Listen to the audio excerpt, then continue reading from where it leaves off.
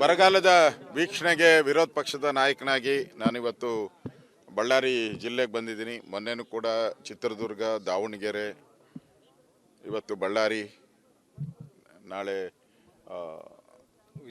ವಿಜಯನಗರ ಜಿಲ್ಲೆಗೆ ಭೇಟಿ ಕೊಡ್ತಾ ಇದ್ದೀನಿ. ಇಡೀ ನಾನು ಓಡಾಡಿದಂಥ ಎಲ್ಲ ಜಿಲ್ಲೆಗಳಲ್ಲೂ ಕೂಡ ರೈತರು ಕಂಗಾಲಾಗಿದ್ದಾರೆ. ರೈತರು ಬೀದಿಗಿಳಿದು ಹೋರಾಟ ಮಾಡ್ತಾ ಇದ್ದಾರೆ.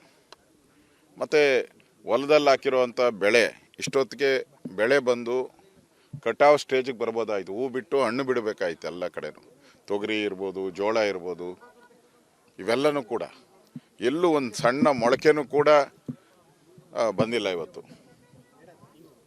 ಅಂದರೆ ಎಲ್ಲ ಬೆಳೆನೂ ನಾಶ ಆಗೋಗ್ಬಿಟ್ಟಿದೆ. ಈಗ ರೈತರು ಹೇಳ್ದಂಗೆ ಇದು ಹಾಕಿ 50 ದಿನ ಆಗಿದೆ. 50 ದಿನಕ್ಕೆ ಆ್ಯಕ್ಚುಲಿ ಫಸಲು ಬರಬೇಕಾಯ್ತು. 90 ದಿನದ ಬೆಳೆ ಇದು. ಇವಾಗ ಏನೂ ಇಲ್ಲ ಇಲ್ಲಿ. ಅಂದರೆ ರೈತರು ಹೊಲದ ಕಡೆ ಬರೋದೇ ಬಿಟ್ಬಿಟ್ಟಿದ್ದಾರೆ. ಆ ಪರಿಸ್ಥಿತಿಯಲ್ಲಿ ಸರ್ಕಾರ ಬರ ಘೋಷಣೆ ಮಾಡಲಿಲ್ಲ ಅಂದರೆ ಇನ್ಶೂರೆನ್ಸ್ ಹಣನೂ ಬರಲ್ಲ. ನೀವು ಬರ ಘೋಷಣೆ ಮಾಡಿದ್ರೆ ಇನ್ಶೂರೆನ್ಸ್ ಹಣ ಬರ್ತದೆ, ಅದು ಬರಲ್ಲ. ಮತ್ತು ಪರಿಹಾರ ಕೊಡಬೇಕಾಗಿತ್ತಲ್ಲ. ಯಾವ ಜಿಲ್ಲಾಧಿಕಾರಿನೂ ಕೂಡ ತಾಲೂಕುಗಳಿಗೆ ಹಳ್ಳಿಯ ಹೊಲಗಳಿಗೆ ಬಂದು ಇನ್ನೂ ಸಮೀಕ್ಷೆನೇ ಮಾಡಿಲ್ಲ. ಯಾವ ತಹಸೀಲ್ದಾರು ಬಂದಿಲ್ಲ, ಯಾವ ಅಧಿಕಾರಿನೂ ಬಂದಿಲ್ಲ. ಜಿಲ್ಲಾ ಮಂತ್ರಿ ಅಂತೂ ಇದ್ರ ಪಾಲಿಗೆ ಸತ್ತೋಗಿದೆ. ಜಿಲ್ಲಾ ಮಂತ್ರಿಗಳು ಒಬ್ಬರು ಪತ್ತೆ ಇಲ್ಲ. ಎಲ್ಲರೂ ಕೂಡ ಮಂತ್ರಿಮಂಡಲ ರಚನೆ ಮಾಡೋಕ್ಕೆ ಎಲ್ಲ ಡೆಲ್ಲಿಯಲ್ಲಿ 5 ಸ್ಟಾರ್ ಹೋಟ್ಲ್ಗಳಲ್ಲಿ ವಾಸ್ತವ್ಯ ಮಾಡ್ಕೊಂಡು ಅಲ್ಲೇ ಇದ್ದಾರೆ. ಮತ್ತು ಇವರು ಶಾಸಕರು ಈ ಕಡೆ ತಲೆನೂ ಹಾಕಿಲ್ಲ. 3 ವರ್ಷ ಆದರೂ ಕೂಡ ಈ ಕಡೆ ತಲೆ ಹಾಕಿಲ್ಲ. ಆ ಪರಿಸ್ಥಿತಿ ಇಲ್ಲಿ ನೋಡಿದ್ರೆ, ಅಲ್ಲ ಇರಪ್ಪ ಮಾತಾಡ್ಬಿಡ್ತೀನಿ, ಇಲ್ಲಿನ ಪರಿಸ್ಥಿತಿ ನೋಡಿದ್ರೆ ಮುಂದಿನ ದಿನಗಳಲ್ಲಿ ಏನು ಗೋವುಗಳಿದೆ ಅವೆಲ್ಲ ಕಷಾಯಖಾನೆಗೆ ಮಾರಾಟ ಆಗಬೇಕು. ಈಗಾಗಲೇ ನೀವು ನೋಡಿದ್ದೀರ ಎಲ್ಲ ತಾಂಡಗಳಲ್ಲಿ ಎಲ್ಲ ಕಡೆನೂ ಕೂಡ ಗುಳೆ ಹೋಗ್ತಾ ಇದ್ದಾರೆ. ಗೋವಾ ಕಡೆ, ಮಹಾರಾಷ್ಟ್ರದ ಕಡೆ ಗುಳೆ ಹೋಗ್ತಾ ಇದ್ದಾರೆ ಎಲ್ಲರೂ ಕೂಡ. ಇಲ್ಲಿ ಮಂತ್ರಿಗಳೆಲ್ಲ RSS ಬಗ್ಗೆ ಮಾತಾಡ್ತಾರೆ. ಹೋಮ್ ಮಿನಿಸ್ಟ್ರು ಇದು ಕಲ್ಯಾಣ ಕರ್ನಾಟಕದ ಭಾಗಕ್ಕೆ ಬರ್ತೈತೆ. ಇದನ್ನು ಕೂಡ ಕಲ್ಯಾಣ ಕರ್ನಾಟಕ ಭಾಗಕ್ಕೆ ಬರ್ತೈತೆ. ಇಲ್ಲಿ ಗುಳೆ ಹೋಗಿರೋರ ಬಗ್ಗೆ ಯಾಕೆ ಮಾತಾಡಲ್ಲ?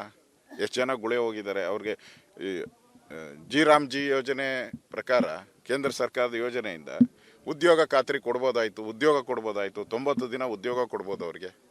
ಅದನ್ನು ಜಾರಿಗೆ ತತ್ತಾ ಇಲ್ಲ. ಈ ಮನೆಯಾಳ ಕಾಂಗ್ರೆಸ್ ಅವರು ಇವರು ಒಂದು ಯಾವುದಾದ್ರೂ ಯೋಜನೆ ಮಾಡಿ ಉದ್ಯೋಗ ಕೊಡುವಂಥ ಕೆಲಸನೂ ಮಾಡ್ತಾ ಇಲ್ಲ. ಇವರು ಮಾಡ್ತಾ ಇಲ್ಲ. ಕೇಂದ್ರ ಸರ್ಕಾರ ಮಾಡಿರುವಂಥ ಯೋಜನೆನೂ ತತ್ತಾ ಇಲ್ಲ. ಈಗ ಕುಡಿಯೋ ನೀರಿನ ದೊಡ್ಡ ಹಾಹಾಕಾರ ಬಂದಿದೆ. ಟ್ಯಾಂಕರ್ಗಳು ಇನ್ನು ಟ್ಯಾಂಕರ್ ಮಾಫಿಯಾ ಶುರುವಾಗ್ತೈತೆ. ಹಣ ಲೂಟಿ ಹೊಡೆಯುವಂಥದ್ದು ಶುರುವಾಗ್ತೈತೆ. ಅಧಿಕಾರಿಗಳು ಈಗಲೇ ಎಲ್ಲ ತಾಲೂಕುಗಳಿಗೂ ಹಣ ಬಿಡುಗಡೆ ಮಾಡಬೇಕಾಯಿತು. ಶಾಸಕರ ನೇತೃತ್ವದಲ್ಲಿ ಟಾಸ್ಕ್ ಫೋರ್ಸ್ ಮಾಡಿ ಅವ್ರಿಗೆಲ್ಲ ಒಂದು 50 ಕೋಟಿ ಹಣ ಕೊಟ್ಟು ಕೆಲಸ ಶುರು ಮಾಡಿದರೆ ಅಟ್ಲೀಸ್ಟ್ ಬೋರ್ವೆಲ್ ಹಾಕಿ ಕನೆಕ್ಷನ್ ಕೊಡೋಕ್ಕೆ ಇನ್ನೊಂದು ತಿಂಗಳಾಗುತ್ತೆ. ಇವರು ಸ್ಯಾಂಕ್ಷನ್ ಆಗಿ ಬೋರ್ವೆಲ್ ಹಾಕಿ ಕನೆಕ್ಷನ್ ಕೊಡೋಕ್ಕೆ ಇನ್ನೂ 1-2 ತಿಂಗಳಾಗೋತತೆ. ಈಗಲೇ ತಯಾರಿನೇ ಇಲ್ಲ.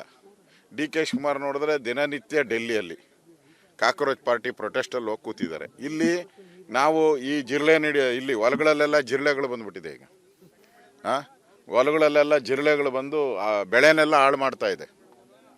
ಕುಂಟು ಮಿಡತೆಗಳು, ಜಿರಳೆಗಳು ಎಲ್ಲ ಬಂದು ಎಲ್ಲ ಅವ್ರದ್ದೇ ರಾಜ್ಯಭಾರ ಆಗೋಗ್ಬಿಟ್ಟಿದೆ. ಇಲ್ಲಿ DK ಶಿವಕುಮಾರ್ ನೋಡಿದ್ರೆ ಅಲ್ಲಿ ಡೆಲ್ಲಿಯಲ್ಲಿ ಹೋಗಿ ಆ ಜಿರಳೆಗಳ ಜೊತೆ ಕೂತ್ಕೊಂಡು ಕಳೀತಾ ಇದ್ದಾರೆ. ಮತ್ತು ಈ ರಾಜ್ಯನ ನೋಡೋರು ಯಾರು? ಸಿದ್ದರಾಮಯ್ಯನ ಮನೆಗೆ ಓಡಿಸ್ಬಿಟ್ರಿ. ಏನು ತಪ್ಪು ಮಾಡಿದೆ ಸಿದ್ದರಾಮಯ್ಯ ಮನೆಗೆ ಹೋದ ಅಂತ ಕಾಂಗ್ರೆಸ್ ಅವರೇ ಹೇಳ್ತಾ ಇದ್ದಾರೆ. ಈಗ ಕಾಂಗ್ರೆಸ್ ಅವರು ಈಗ ಹೊಸದಾಗಿ ಸರ್ಕಾರ ಬಂದು 2 ತಿಂಗಳು ಬರ್ತಾ ಇದೆ. ಏನು ಸಾಧನೆ ಮಾಡಿದ್ದೀರಾ 2 ತಿಂಗಳಲ್ಲಿ? ಏನು ಯಾವುದಾದ್ರು ನೀರಾವರಿ ಯೋಜನೆ ತಂದಿದ್ದೀರಾ? ಬೆಳೆ ಪರಿಹಾರ ಕೊಟ್ಟಿದ್ದೀರಾ? ಬರ ಘೋಷಣೆ ಮಾಡೋಕ್ಕೆ ಯೋಗ್ಯತೆ ಇಲ್ಲ. ಇವತ್ತು ಕಂದಾಯ ಸಚಿವರು ಪರಮೇಶ್ವರ್ ಅವರು ಹೇಳಿದ್ದಾರೆ ಆಗಸ್ಟ್ ಆದಮೇಲೆ ಕೇಂದ್ರ ಸರ್ಕಾರಕ್ಕೆ ಮನವಿ ಕೊಡ್ತಾರಂತೆ. ಆಗಸ್ಟ್ ಆದಮೇಲೆ ಅಷ್ಟೊತ್ತಿಗೆ ಏನು ಇರ್ತೈತಿ? ಇಲ್ಲಿ ಏನು ಉಳಿದಿರಲ್ಲ, ಏನೂ ಇರಲ್ಲ. ಖಾಲಿ ಭೂಮಿನೂ ಇಲ್ಲ, ಜನನೂ ಕೂಡ ಗುಳೆ ಹೊದ್ದು ಹೊರಟೋಗ್ಬಿಡ್ತಾರೆ. ಎಲ್ಲಿ ಊಟಕ್ಕೋಸ್ಕರ ಎಲ್ಲಿ ಬೇಕೋ ಗುಳೆ ಹೊಡೆದು ಹೊರಟೋಗ್ತಾರೆ.